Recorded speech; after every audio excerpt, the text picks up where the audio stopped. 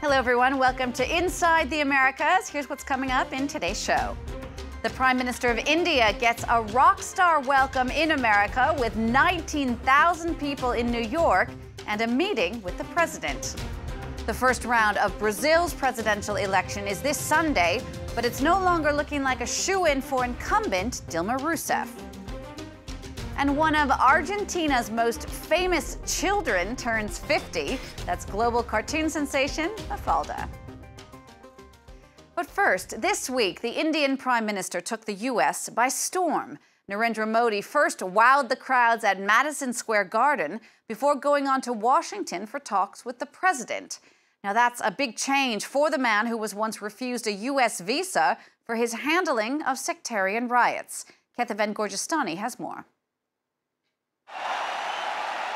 Sunday night at Madison Square Garden, the atmosphere was electric, but the capacity crowd at New York's iconic venue wasn't cheering for a Knicks game.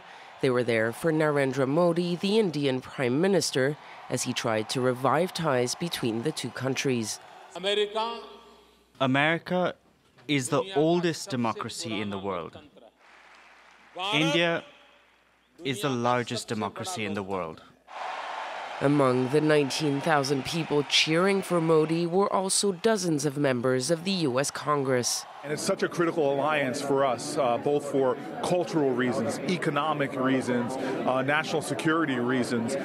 We are the globe's two largest democracies, and it's very, very important that we have this relationship. Nearly a decade after it put him under a visa ban for his handling of the 2002 sectarian riots that erupted in the state of Gujarat, the U.S. is rolling out the red carpet for the Indian Prime Minister. But some sticking points remain, like India's protectionist streak. In the past 5 years, direct U.S. investment in India dropped by 60%, and back in July, India opposed the WTO's Bali Agreement on trade facilitation. The U.S. Chamber of Commerce wrote to Barack Obama to say they needed more clarity. They said, "We want to invest in India, but administrative procedures must be simplified and customs barriers removed." To smooth things over, Modi met with top U.S. CEOs as well as the U.S.-India Business Council. Improving economic ties was also at the heart of the Indian leaders' meeting with U.S. President Barack Obama. He vowed to continue his war on red tape and urged U.S. businesses to invest in his country. We're focusing not just on policies, but also on processes to make it easier and more productive to do business in India. I believe the economic partnership between India and the U.S. will grow rapidly in coming years. Besides trade, the two leaders also discussed issues like climate change and terrorism. And though there were no major announcements, both countries are eager to improve their relationship in order to provide a counterweight to China's growing economic and military clout. Only weeks ago, the result of Brazil's presidential election seemed a foregone conclusion. But with the first round of voting this Sunday, a second term for incumbent Dilma Rousseff is now far from certain. She's facing a strong challenge from Marina Silva, the candidate who stepped to the fore of the opposition Socialist Party after its leader died in a plane crash. Whoever wins the vote will be forced to deal with a country still struggling to provide basic services to its citizens. Our correspondent Nicholas Ransom has more now from the tiny town of Primavera. In the heart of Pernambuco state lies one of Brazil's poorest regions. For generations, sugarcane cutters have worked the land here. Today, the long harvesting season gets underway. I've been waiting for hours. But where are the others? 6 months of work starts now. In this part of Pernambuco, it's sugarcane as far as the eye can see. Justino has been harvesting the crop for 30 years. It's hard, but what can you do? He's working 10 hours a day for €500 a month, and with the supervisor looking on, there's little time to contemplate the state of the country. I hope that Brazil will improve, because it's a mess. If it wasn't for Lula, it would have been even worse. If Lula were running for president today, I would choose him hands down. I would vote for Lula. que Lula, se ele candidatasse hoje, eu votava nele 100 vezes. Votei nele e votaria de novo. Pernambuco is the former president's birthplace. Under Lula and his successor, Dilma Rousseff, 22 million Brazilians have been lifted out of poverty through social security handouts, minimum wage increases, and improved workers' rights. Today we get help, which really takes a load off our minds. We're here, but our wives get support. Before we only had my salary. It was a lot harder.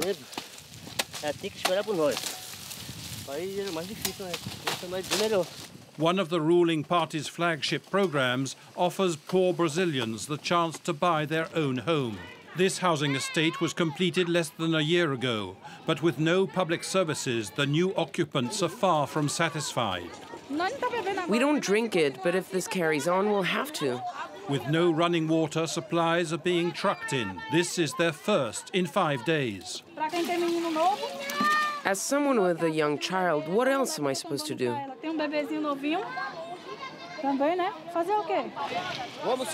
Follow me.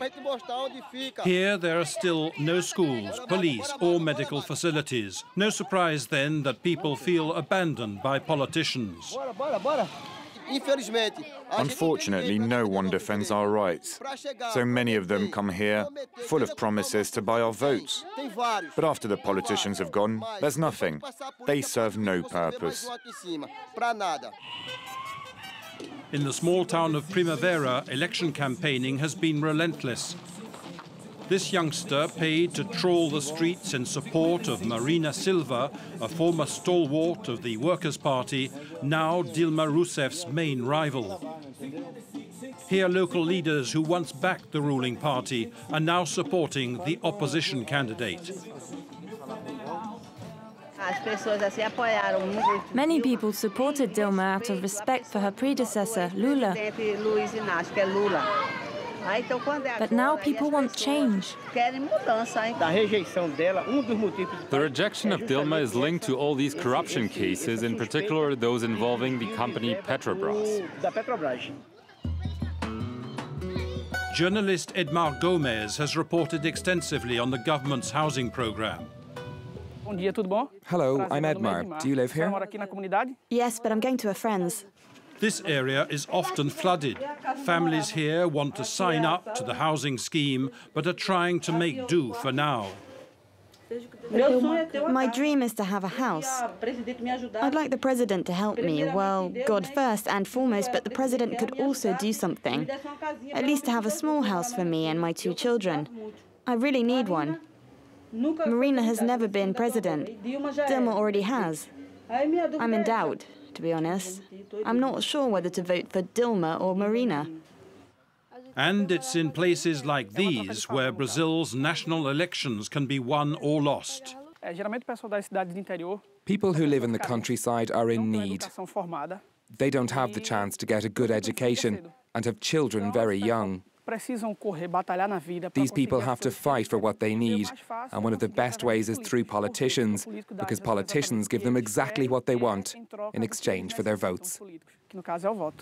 Back in the housing estate, building regulations are not enforced, leaving residents to change what they want. Emerson has decided to fence off his home and has already started building an extension. It's too small for us. There are only 2 bedrooms and we don't feel safe. The doors are fragile. With this wall and a gate, we'll feel better. With no authorization, Emerson has doubled the surface area of his house. Back here is where we're putting the kitchen. This is all we have for a kitchen for now. I've got 2 sons and there's no leisure area for them. Under President Rousseff, more than 50,000 homes like these have been allocated in Pernambuco alone. But getting Brazil's house in order remains a monumental task for whoever wins the election. And so far, a projected runoff between Rousseff and Marina Silva is still too close to call. Now, she hates soup, loves the Beatles, and has some serious concerns about humanity, social injustice, and the environment. That's Mafalda. Argentina's beloved cartoon character may be an eternal 6 years old, but she's also just turned 50. She's probably one of Argentina's most famous children. Mafalda is a 6-year-old who cares a lot about the world and over the years has become a cultural icon. Born in Buenos Aires' San Telmo neighborhood, she first made her appearance 50 years ago in the daily Primera Planta. This statue, installed in 2009 in tribute to the cartoon character, is one of the most photographed monuments in the city today.